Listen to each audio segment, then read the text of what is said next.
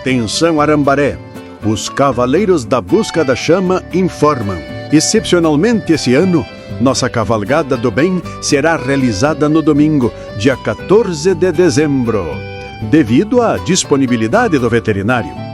A partir das 9 horas da manhã, saída do terminal turístico. Percorrendo as principais ruas da cidade, faça sua doação de alimentos ou brinquedos. E atenção!